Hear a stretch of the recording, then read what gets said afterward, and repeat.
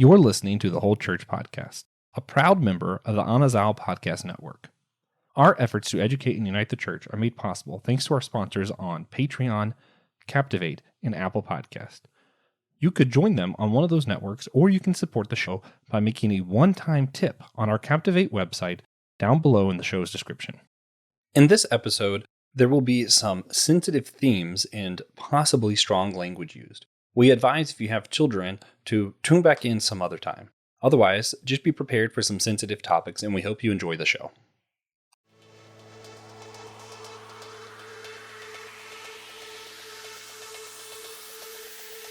Hey everybody, welcome to the Whole Church Podcast. And if you're like, whoa, this isn't Wednesday. Yeah, that's right. This is a bonus episode. We're plugging an awesome book, Amipotence. I forget the subtitle because for some reason, of all the things I thought important to write down.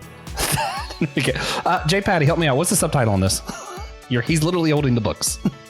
You got two of them. So volume 1 is support and criticism. Volume 2 is expansion and application. Okay. So I did write down the subtitle. I just thought those were notes for myself and not the subtitle. All right, cool. We're going to talk about that. It is in response to Dr. Thomas J Oord, who I was told to only say that once. So there we are. He is a doctor. He wrote a book, The Death of Omnipotence, The Birth of Amipotence, where he argued that omnipotence is over with. We don't need that doctrine anymore. And then he came up with one that he thought was better, Amipotence. We've talked about that before on the show. I think I have like a playlist of just Dr. Thomas J Oord episodes. So the Tom playlist will be below if you guys want to catch up. Because we have limited time, and I don't want to waste it talking about stuff that you guys can just go pick up and read. So buy that book, buy the Amipotence books. I am not just joined by Tom, though. His two books are a collection of essays where people are responding to him as either criticism or support or expansion or application. I think we have everything here except for, is it application that we're missing? Is that the only one? Because I know J Patty, I think yours was expansion, right? I know Nick was support, and I know Aaron was criticism. All right. Well, I am here with Nick Polk, who you know from our Christmas episode and many other episodes. If you follow Systematic Ecology, you know that we're starting a Nick Polk cult. So please sign up today. Worship me. Yeah. I don't know if you've heard that yet, but for some reason it started as a joke and it just keeps growing. So you're part of an ongoing bit now, and I'm sorry. I definitely embody omnipotence, so I'm definitely worthy of worship. Well, part of this, I'm going to have rules for a little game we're going to do later, and Nick's going to be in charge of seeing them through because he is omnipotent. And if you have problems with how he criticizes you, well, take it up with him. He's the all-powerful one. But I have Nick Polk here, Tolkien scholar, writes Tolkien Pop Substack, Tolkien Middle Earth. Nick. We're also here with J Patty. You know what's so funny is, like, in my mind, his credentials is smart guy like beer. Like, I just know that he reads more than humanly possible. And someone one day is going to write a book on how he reads that much and also how he drinks that much beer and stays this skinny. Those are the two things that are self-contradictory. That Aaron Simmons is going to write a philosophy book on why Josh Patterson isn't possible. Speaking of Aaron Simmons, you guys know him from literally the last two episodes. He did an episode, we invited for a roundtable, and then we were like, oh, wait a minute. You did an essay with Dr. Oord, or sorry, Tom's book as well. I'm going to have to get used to this. So we have Dr. Aaron Simmons with us. Do you also prefer me call you Tom, or? you can call me Tom. Okay. Aaron's fine too, though. So you pick. Okay. So today I am in the presence of greatness. So I'll try and do a little less talking than usual and let these guys talk. Since we have some of the essays, we have the guy who wrote the original book who put this together. Oh, this is going to be a fun one. TJ wants me to plug things because he always wants me to plug things. Just read the show notes, do stuff that helps us. There you go.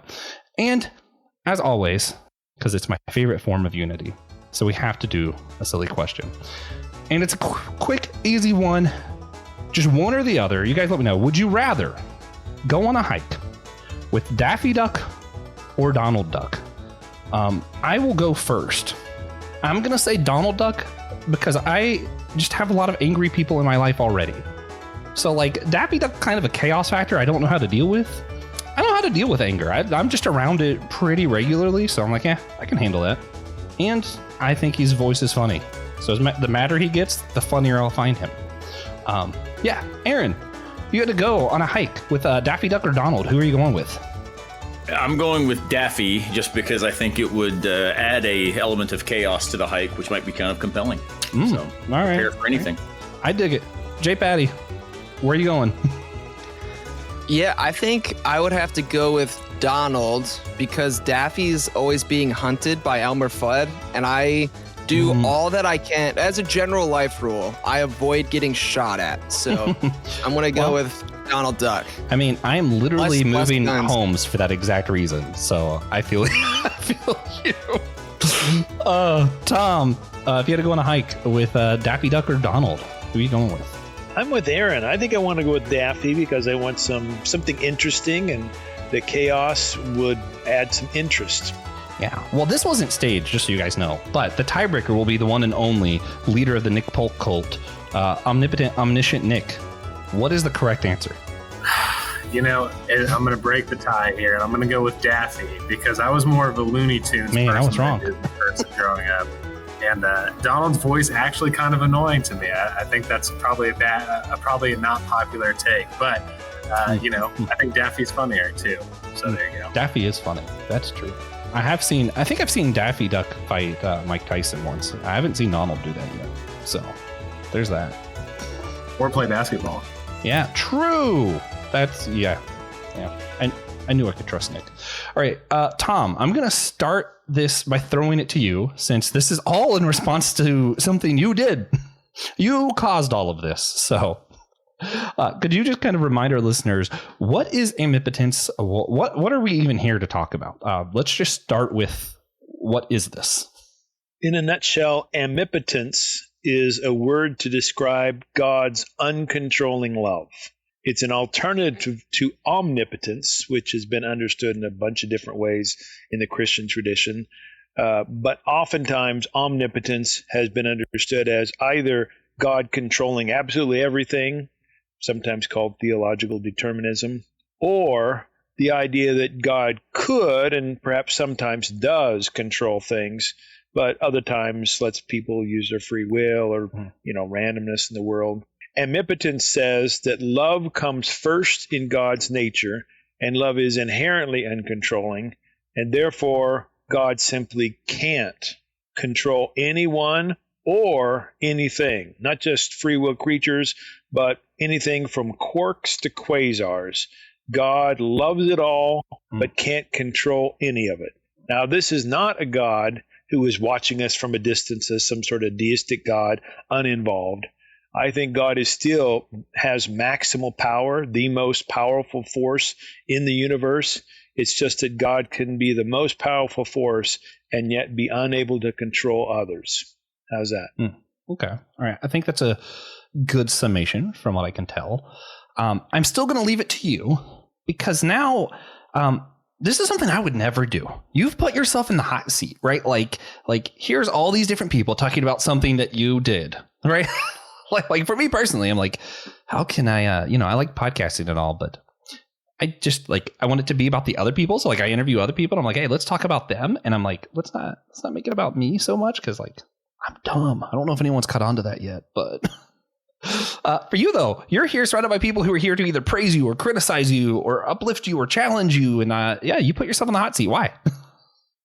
Well, I think there's lots of reasons, but two come quickly to mind. One, the idea of amipotence has been really helpful to me and really helpful to lots of other people. And, I happen to be a Christian who wants to live a life of love, and that often involves helping people. And so one motive is to be helpful. Another motive is that I don't feel like I have all the answers in life, and I'm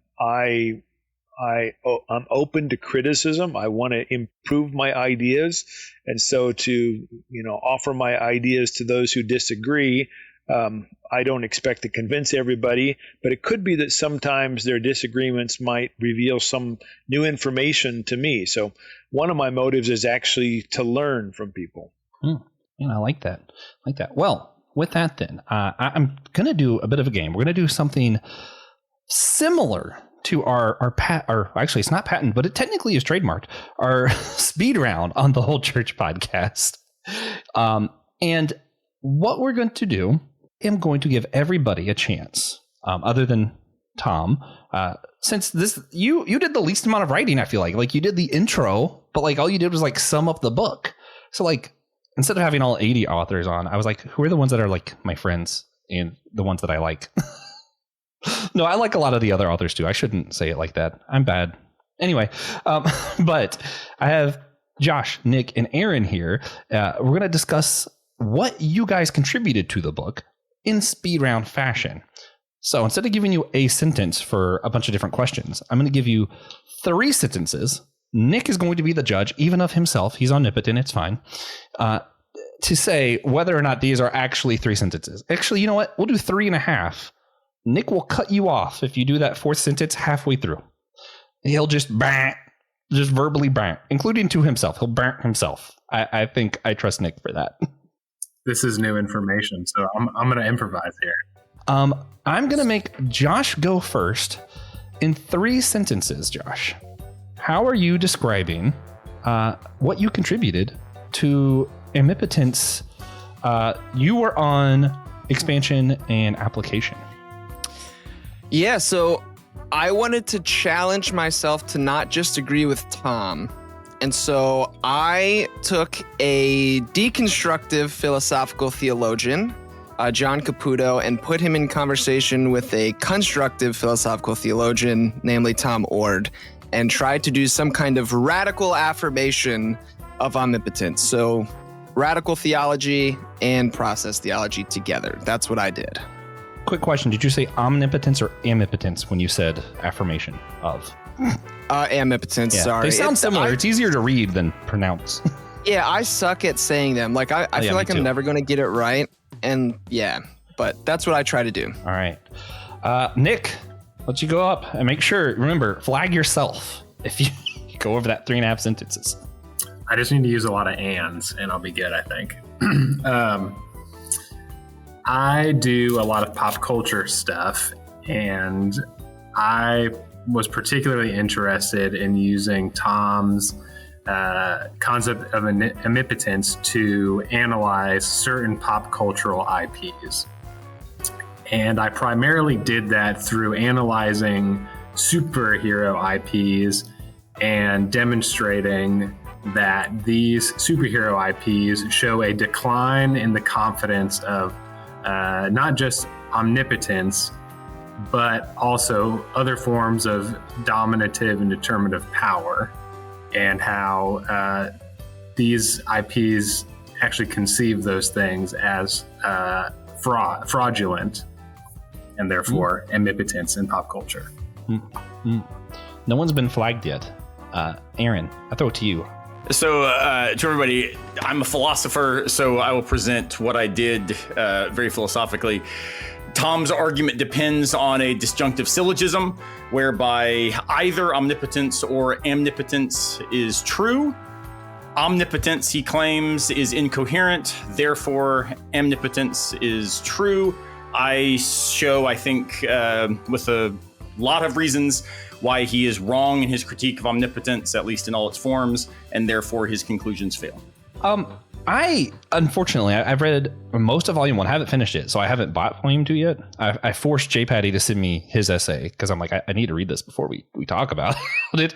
And it's crazy because I've read everyone else's writing here because I follow Tom and Aaron's Substack, and Nick's, but I also have Nick's book. I was just going to plug your book again because I like plugging it. But like I've also read Aaron's book twice now, because one was audiobook and I still count that as reading it. But I think the thing though, like I pick up J Patty, like I've never heard him write before. Like I've been in a truck with him getting beer, and I know he makes like dick jokes a lot. I was like, this will be interesting. And then I like one paragraph in, and I'm like, oh God. like I had to like breathe and be like, my brain wasn't ready for this kind of intensity with like just how you structured your sentences and stuff. And I'm like, okay, this is like a scholar power up. Like he did like the Mario 1-up thing. And I'm like, okay, cool. So for those who don't know, J Patty's an amazing writer. I mean, all of these people are, but if you didn't know about J Patty specifically, now you know.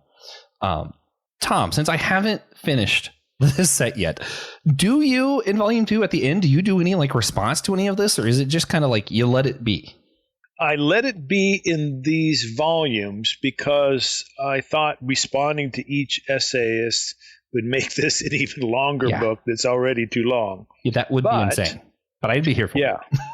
But the plan is that in the coming year, I'm going to write responses to every essay. They're going to be placed online and then shared through social media to then push the conversation out. So I'll give a written response to all 3 of the folks you've invited here. And I'm going to obviously have to put limits on how long I can make those responses. But I do think it's important for me to respond to not only the praise and the expansion, the application, but also the criticism, to see where I think strong points are made and weak points and all that sort of thing. Okay. Yeah, I like that. So I had 2 different ideas what to do here. So Tom, since this is your book, I'm going to let you choose either or you could decide that I'm giving you a false dichotomy. Not that that's my criticism of you. It might be, but and choose both if you want. My 2 ideas, because I'm a bad podcaster, it turns out. Was either you could do a speed round where you give a couple sentences of response to each of their essays here, or I'll say if you want, I actually have 1 sentence response to all of them, including your own thing that I wrote down. That's very inefficient because it's 1 sentence. But whatever you think would open up the conversation best.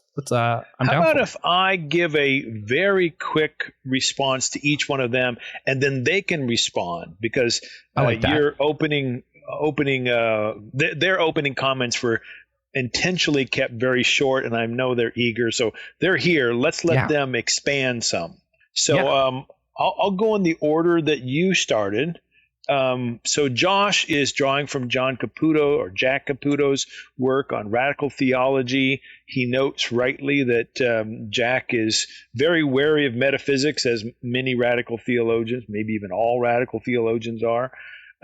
And one of, I think, Jack Caputo's most significant contributions to the discussion has been what he calls a weak God.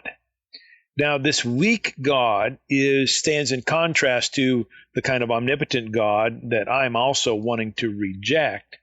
But I think that there's value in saying God is strong rather than weak. So I make arguments about God being maximally powerful, to use that language. And I do so in part because I think the Christian wants hope that love will eventually be accepted and pervasive in the universe, and I think that involves activity and some degree of power. So I still want a powerful God, even if not an omnipotent and controlling one. So how would you respond to that, Josh? Yeah, I guess maybe it would be helpful as if I could give like some of the background as to why I have found Caputo helpful and why I wanted to put him in conversation with you. So for me personally, I think I'm pretty sure most of us here would agree that we don't necessarily get to choose what we believe. It's like hard for us to opt to do that. And for me, more recently, there are days when it is easier for me to believe in God than not. And so radical theology has kind of been something that I kind of fell into to still operate within kind of the Christian language and tradition, even on days when maybe my ability to posit, God is less or non-existent. And so it also, I think it provides a helpful balance. Like there's some humility involved in, I agree with you, Tom. Most days I consider myself a process thinker. And so I'm fine with those things. I want to believe those things and make the big metaphysical claims and say that there's a God and God is love and all that kind of stuff. But on days when I'm struggling to believe that, radical theology can be something to fall into and also keep me humble because it does ditch the metaphysics like you were talking about. And so, but also I noticed that even though Caputo doesn't posit an ontological being called God, and you do.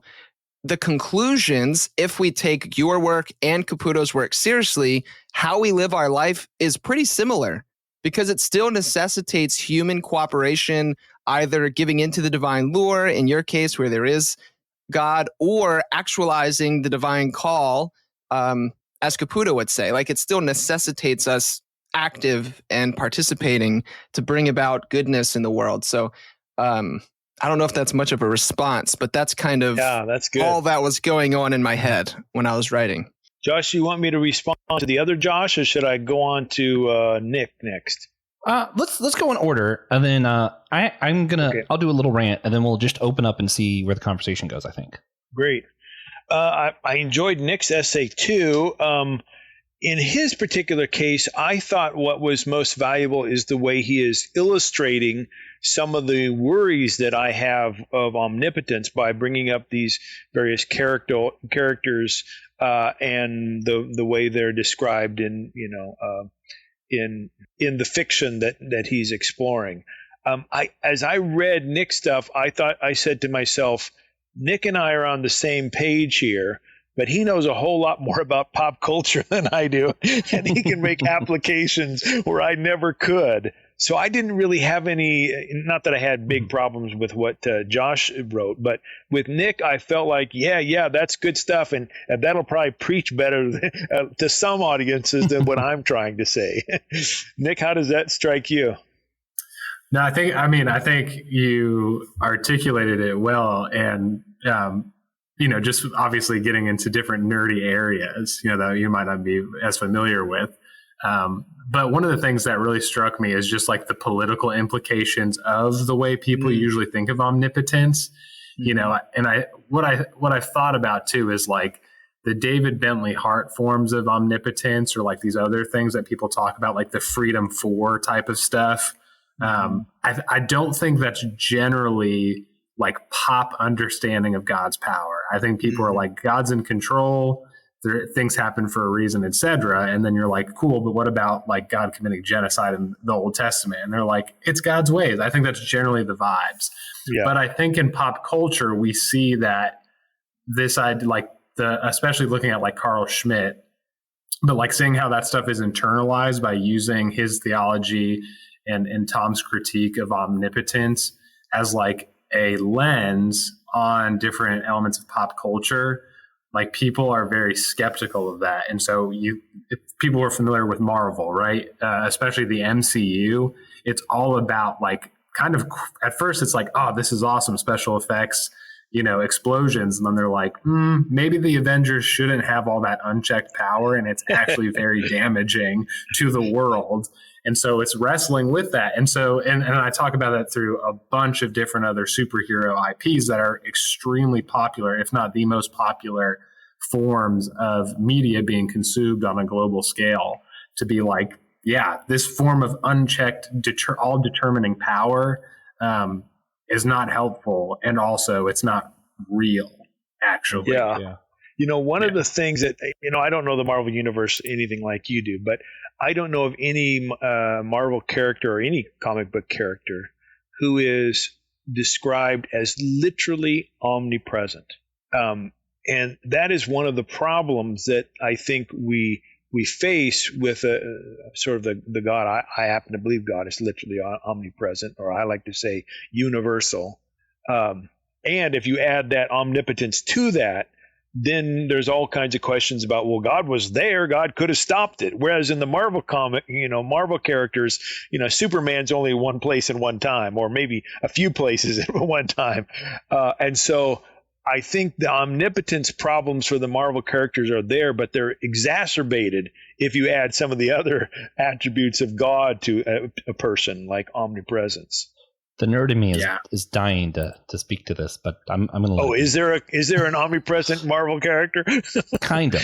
The Watchers are everywhere, can interact, and then choose not to. And there's a lot of moral quandaries that Marvel wrestles with.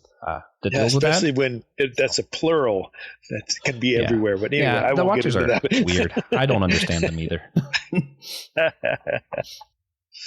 All right, should I go on to Aaron then? Aaron kind of gave an overview of the kind of argument he gives in his essay. He doesn't get into the particulars. So I think before I respond to him, I think I'm going to let him sort of be more specific so our listeners can hear what his sort of specific beefs are. So Aaron, why don't you talk and then I'll respond. No worries. I used to have a student who, as we teach, which, Tom, you and I do a lot, like we often will say, so any questions or comments about what I've just said? And I used to have a student who said that I should always add questions, comments, or legitimate beefs, which now has made its way into my pedagogy quite substantially. That's good. So here's the thing. Tom's critique of omnipotence shows up in three big moves, one having to do with evil, one having to do with biblical sources, and one having to do with what you basically refer to as like philosophical qualifications, and these philosophical ideas attending what is meant by omnipotence. So we were given very tight word limits for this book. And so what I did is focus just on the philosophical qualifications idea. And Tom's claim is, look, omnipotence only works if it is an unqualified designator. And then goes on to say that there are, I think you number 49 different qualifications that are frequently offered in the philosophical literature. And so if you've got all these qualifications, then the very idea of omnipotence becomes either incoherent or maybe even self-contradictory, because we necessitate qualifying the unqualifiable. And that, on the surface, right, seems like a really, really good way to criticize a concept if the concept is internally incoherent, or if it requires to be meaningful the thing that would then make it incoherent. It seems like a disaster of a philosophical idea. And so Tom's argument is that's the case with omnipotence. My response is to then say, even to define omnipotence, we have to engage in qualification. And so therefore, qualification is not the problem. Precise definitions are required. And so what Tom calls qualifications, I show these are just what philosophers do all the time when they are precising the concepts so that they are very wary of straw manning ideas. And so the upshot then becomes, look, the critique of omnipotence is actually a critique of very specific versions of omnipotence that, for what it's worth, most free will theists and open theists, where I identify myself, have already critiqued those very specific versions. And so Tom sort of expanding outward, all conceptions of omnipotence face this same problem, is either just overextended and therefore falls flat, or it gives into its own incoherence by saying this idea is unqualified, but the idea that's unqualified, he already had to qualify in order to make that claim about it, right? So I'm kind of using Tom's critique and flowing it back onto his own argument. Excellent. Thanks. Yeah. Yeah. And Aaron's not the only one to raise this particular concern. And I think there's something. Bassinger, Rhoda, Mull, like there's a group of us. None of us read each other's papers. Like this is important. And so I think all of us were like, how can I say something? Oh, shoot. David's writing for this one. Alan. All right. What are they likely to say? How can I make sure mine maybes? So there's a lot of like touching on each other without wanting to do what they did. So you're right. Yeah. Yeah. Austin Pounds was one of those two. I actually really liked his essay. It was kind of similar. Not exactly the same. Yeah. Obviously. Yeah, so I think one of the strengths of Aaron's arguments is to remind us that any kind of word that we might use has to have qualifications, provisos, explanations, and that includes words about God. That will strike some people as kind of odd.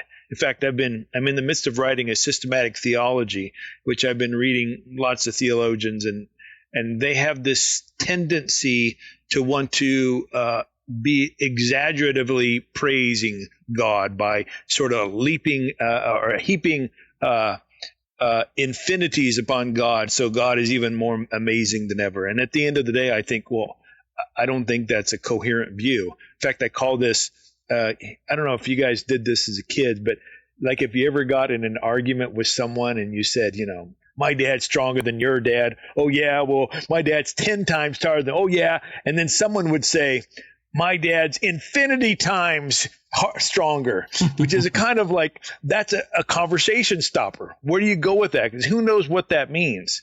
And I think that's rampant, not just among people in the pews, but amongst the most celebrated theologians in history. And so one of the things I think we have to do, and I think as Aaron rightly said, many people in the open and relational community are doing this, is we have to say, okay, now what precisely do we mean here? Yes, our words will never give us absolute truth on things, but can we be a little more precise instead of just throwing these, exaggerated words out? What do we mean? So when it comes to omnipotence, the major Christian theologians, not just in the open and relational community, they've been saying, oh, yes, God is omnipotent, but we don't mean this. We don't mean that.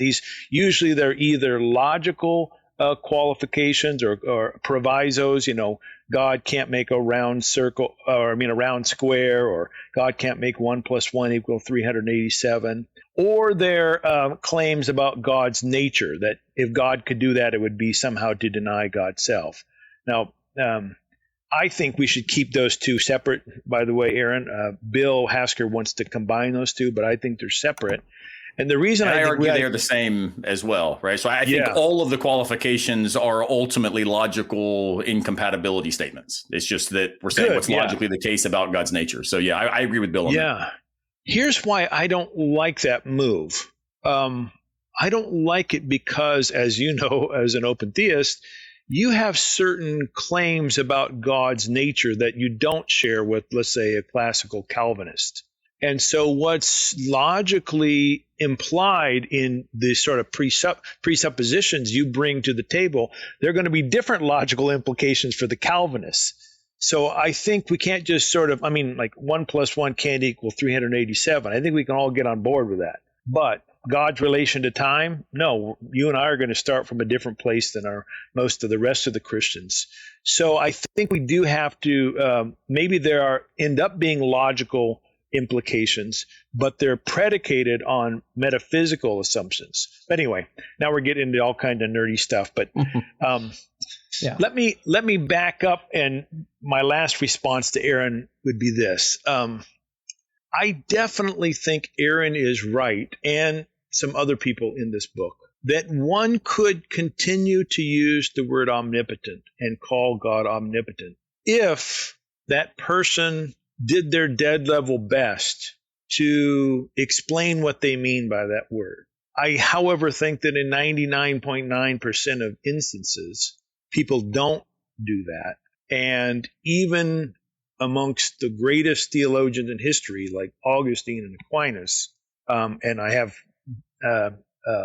quotes to back this up, the language they use can lead one to think that by omnipotent they mean one of the three views of omnipotence that I reject. So maybe my difference with Aaron, if we really got down to it, has to do with the strategy of language more than some real substantial differences.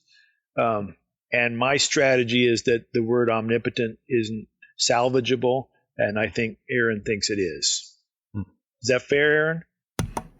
Yeah, the thing I think that is absolutely right about that is there are many uses, and I think, Nick, you said this too, many uses of omnipotence, especially in kind of broader, layperson culture that then spills over into the Jesus take the wheel kind of meme stuff, right? That can be anchored in passages of Augustine, right? So it's not that there's not this radical disconnect between these serious thinkers and this cultural understanding. The problem is that cultural understanding is so dangerous, so problematic itself, leads to real harm in people's lives. And so I fully agree, and I start my essay by saying this, fully agree with Tom about the reasons we should be wary of some of these views. And then I would say our disagreement about language, I definitely think is right. I would then probably go a little bit further and say, I'm going to land a little bit closer to the idea that it's not just possible for a loving God to exert absolute control over non-free will beings, but it might be required. So I do think there's a substantive difference, and that I would just say is the difference between what I would describe as a, kind of full-throated open theism versus what I think yours is a kind of process-leaning relational theism. And that difference is a difference that I think matters, but it's a in-house difference, right? I once actually, Josh was talking about Jack Caputo, mutual friend.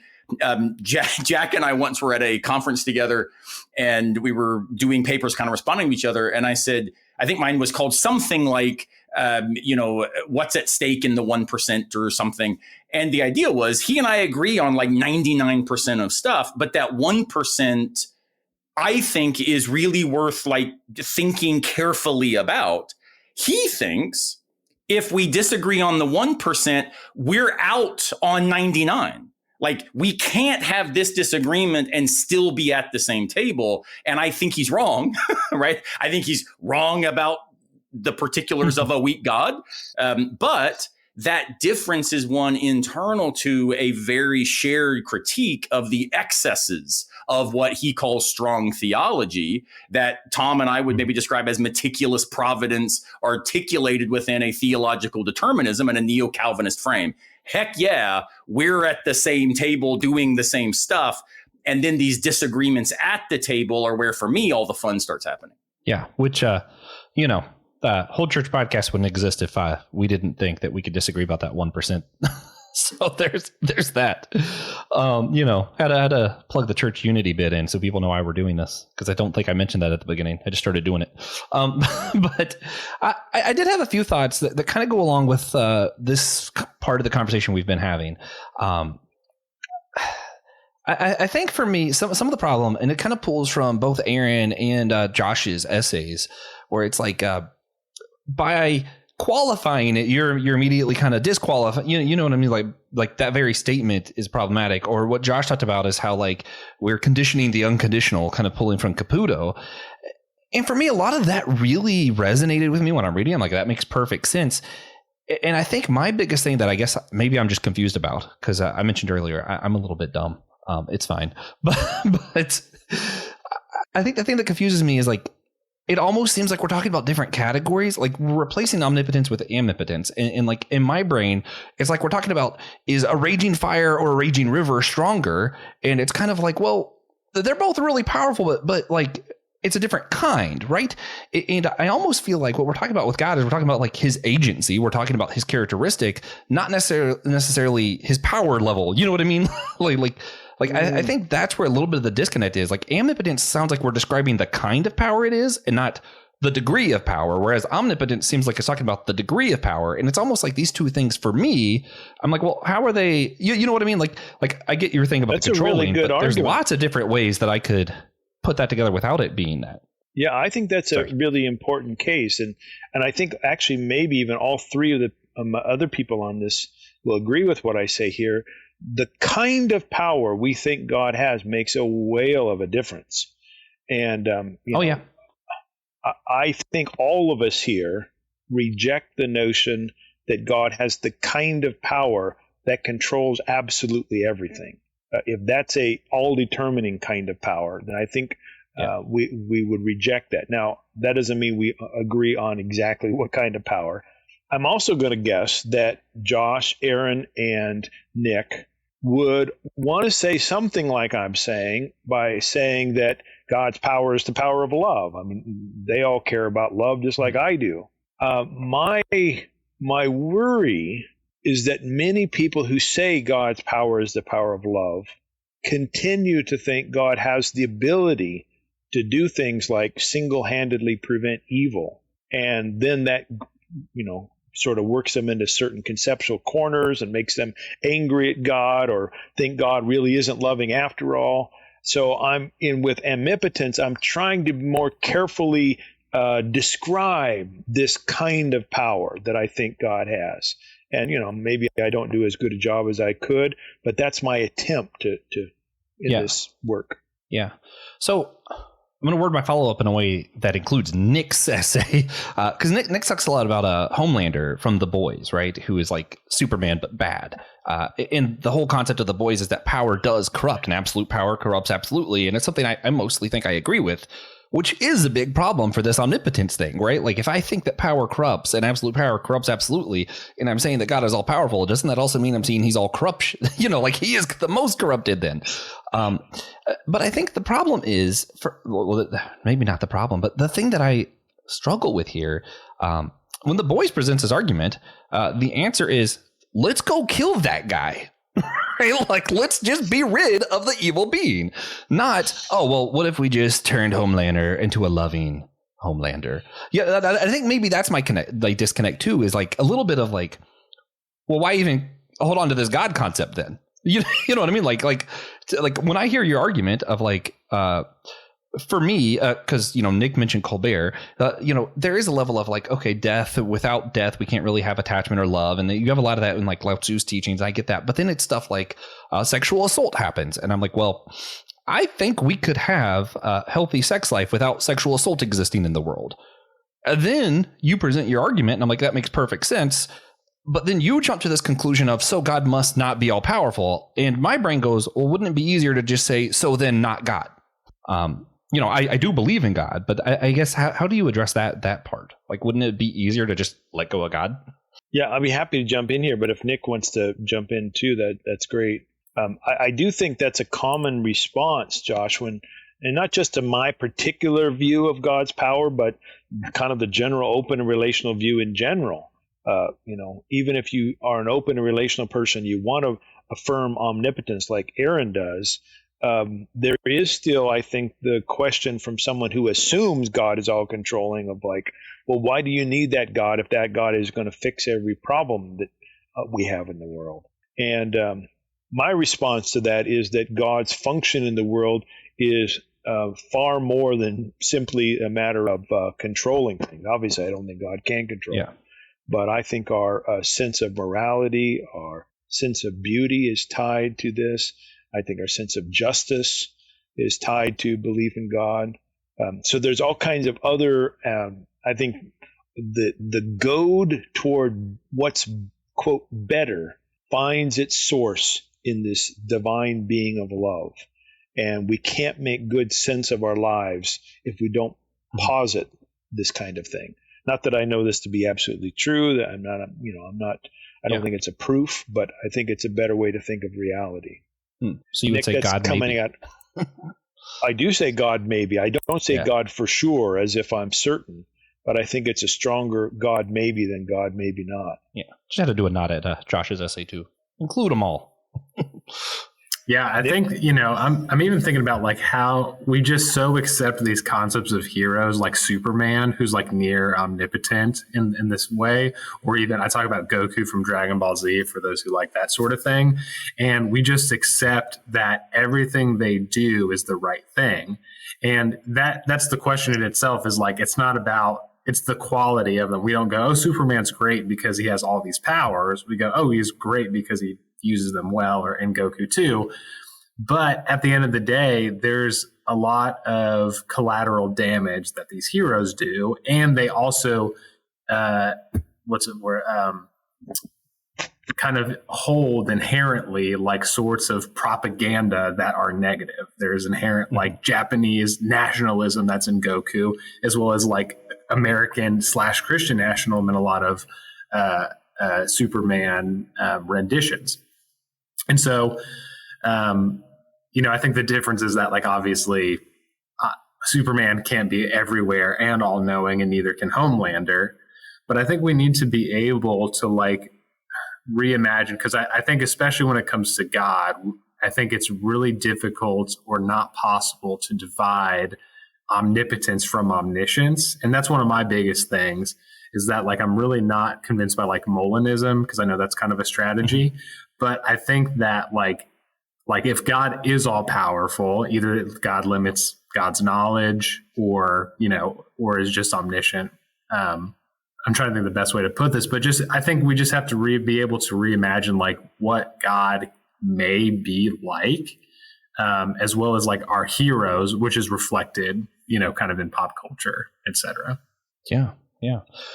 Man. Yeah, Nick, when I was reading your essay, I was reminded, because I really liked the collateral damage bit you did, and I was reminded of like the movie Team America, where the opening scene in that is that there's a terrorist that's going to blow up Paris and like take out the Eiffel Tower, and then like here comes America, they come in and they shoot everything up and they stop the terrorist, but like they destroy Paris in the process, and they're like, yes, we did it, we saved the day and stopped the terrorist, but also like they destroyed the place while doing it. And so like I liked that's like a helpful way to think in my mind, but that came to front of the brain.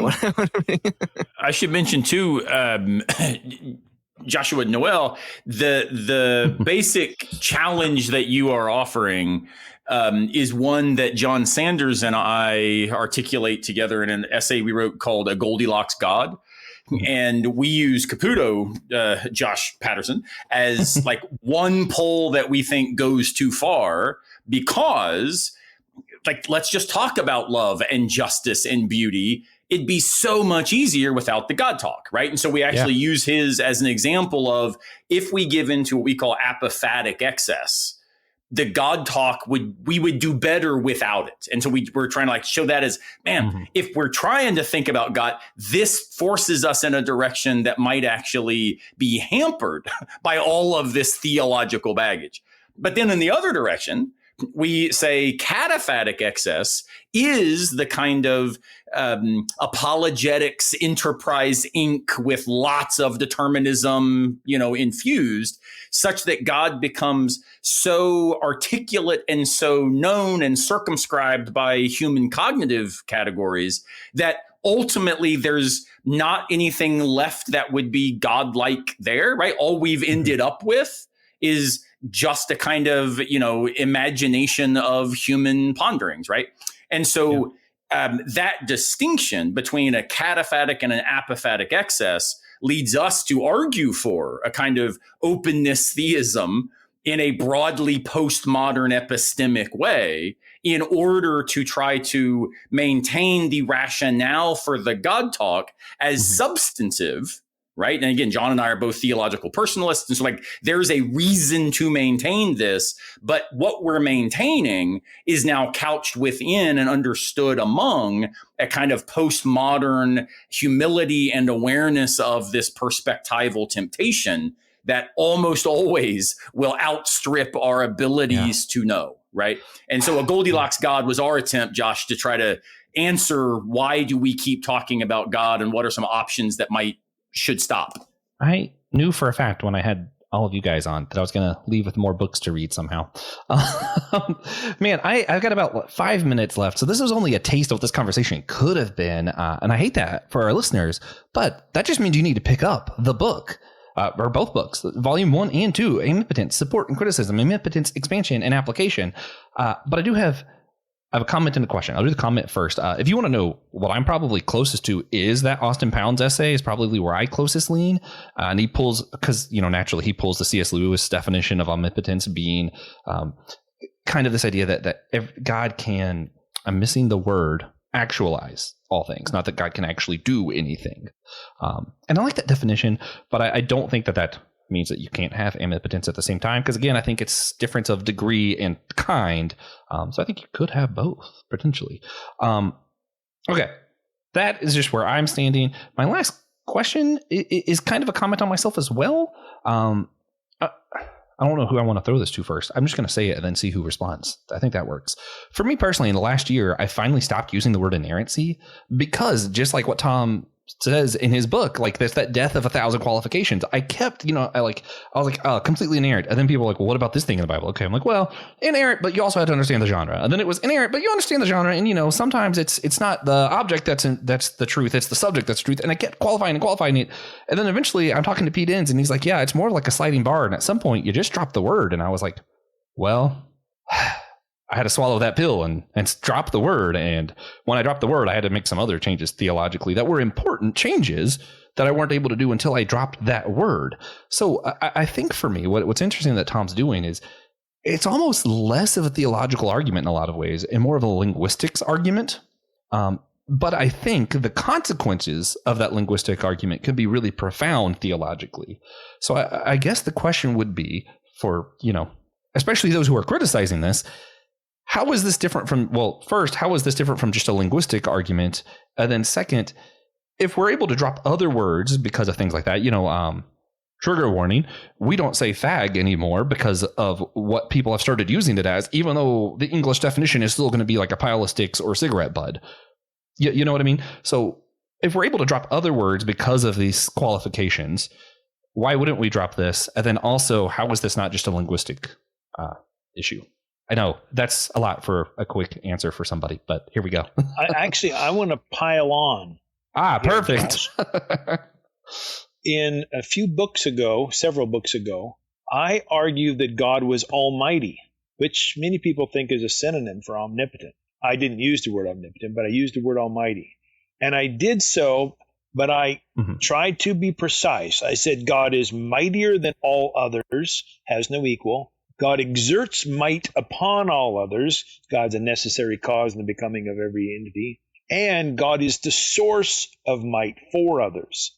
So God is empowering one for all creation. I could say all three of those and not say God controls. So I said, well, God is almighty. Then the Bible got in the way because I found out that word almighty is a mistranslation of the Hebrew and Greek words.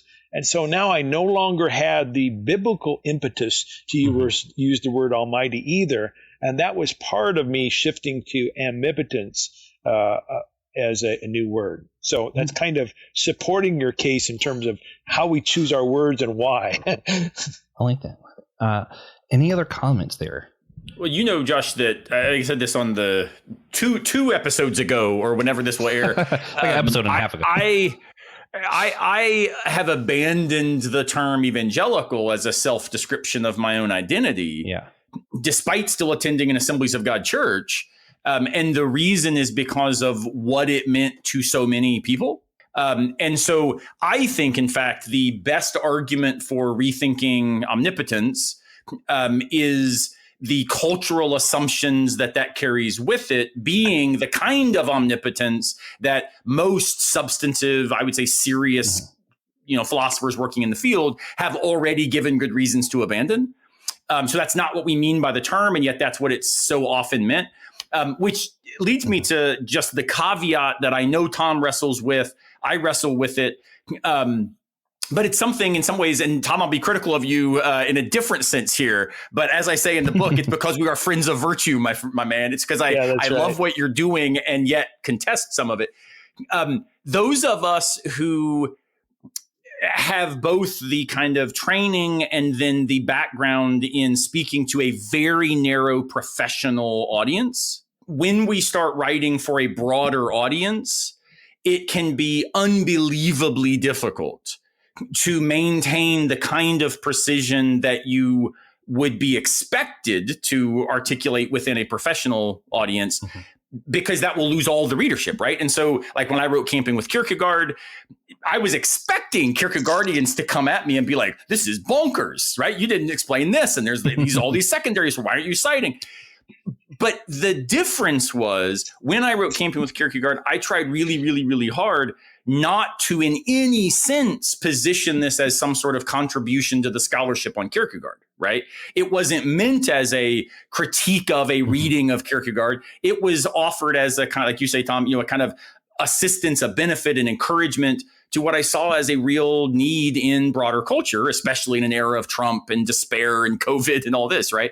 Yeah. And so one of the worries I do have, Tom, with the linguistic differences, and I think some of the metaphysical and substantive differences, is that I think you compellingly write for a popular audience, which I applaud and find unbelievably courageous, right? I am trying to develop the same virtue, my friend. However, I think you try to keep a foot in both camps while doing so. And for me, that's the move that makes some of this stuff at least complicated, if not necessarily like missing the target, right? Because the thing that gets picked up and celebrated on Facebook, and then you've got like all these scholars saying, wait a minute, this is bonkers. Like we refuted that 13 years ago, but you're not talking to that audience. So anyway, a critique and a sort of celebration of your work is, man, I just don't know if we can have a foot in both camps in the same texts. I really do think we need to kind of be saying, look, when I'm talking about, amipotence, I'm not doing this as a argument against what philosophers call omnipotence. I'm doing this as a new suggestion that maybe a lot of people who have been harmed by these ideas can benefit from. And then when we come swinging, you're like, dudes, what the heck? Like, that's not at all what I'm up to, right? So maybe for me, that's also what's at stake here is what audience and when audience. And I think sometimes, Trip Fuller, for example, I think is almost always speaking to a popular audience. I'm always speaking to an academic audience and then have tried to bridge. I think, Tom, you always speak to both. And in speaking to both, it's almost like trying to run a marathon with a parachute on, right? Yeah, it's very difficult. Yeah, I do have to go. Tom, did you want to respond anything more to that really quickly? No, I think I've really enjoyed this conversation, and I really appreciate Nick and Josh and Aaron, and also you, Josh and Noel, putting this together. It's been a lot of fun. Thank you. Yeah. Well, in wrapping it up, we're going to do everything a little bit unconventional because I really do have to go. We're going to do recommendations like this was a different podcast and not God Moments. And I have really specific criteria for everyone's recommendation except for my own because I'm cheating.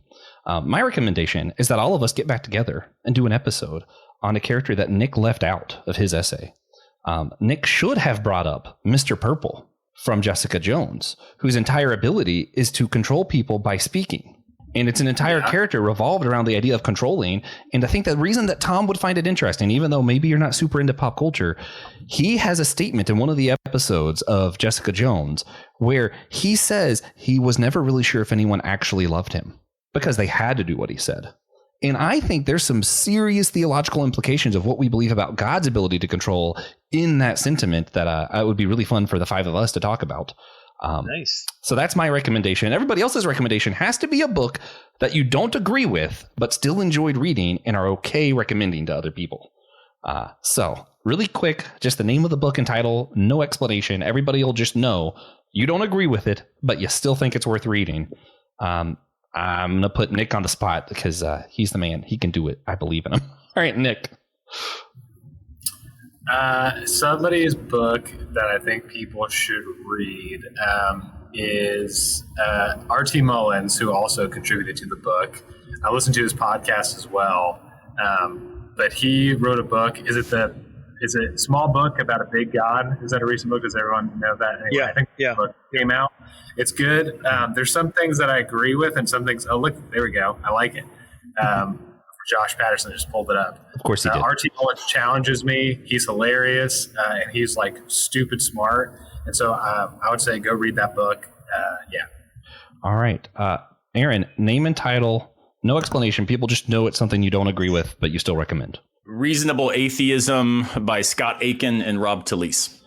I lied earlier. I'm going to do my own recommendation. The Death of Omnipotence, the Birth of Amipotence is my recommendation. Someone I didn't agree with, but I like the book. All right, Josh. Yeah, so shout out. This person wrote a chapter in the Amipotence volume, and they wrote a book, and I disagree with both of them. It's my buddy Gabriel Gordon, good friend, and his book is called The Fundamentals of a Recovering Fundamentalist. Ooh, I love it. All right, Tom, bring us home. Well, at lunch today, I was reading an older book that I'll throw out there called God is the Mystery of the World by Gerhard Ebeling. The guy can't write. He sucks as a writer. Absolutely sucks. But he's got some really great points here and there that I like and other things I don't like. So there's my recommendation. I love it. Well, guys, check these books out. Check out Amipotence Volume 1 and 2. That's Amipotence Support and Criticism and Amipotence Expansion and Application. Check out all of these guys. I'll do a bunch of links and stuff down below. It'll be great. Make sure you check out our Patreon. All the stuff that TJ wants me to say. Share it with a friend, enemy, cousin, etc. Furniture Channel Beyond eventually. I think next week we're talking about Indigo Color of Grief. That'll be cool. Yeah, Jonathan Foster. Yeah, there we go. I did part of the outro correctly. The rest of it, that's on you, listeners. Thank you guys for listening. See you Thank again you, Wednesday. Joshua. All right. Thank you. All right. See you guys.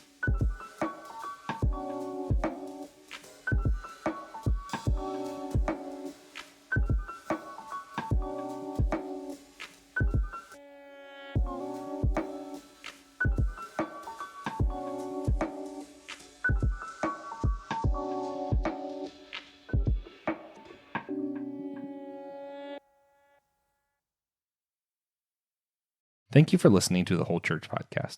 We hope you enjoyed the show. Remember, you can always sponsor our efforts to educate and unite the church on Captivate, Patreon, or Apple Podcast. If you're not into the subscription thing, again, you can leave a one-time tip on our Captivate website down below in the description notes. Thank you again, and please come back next week.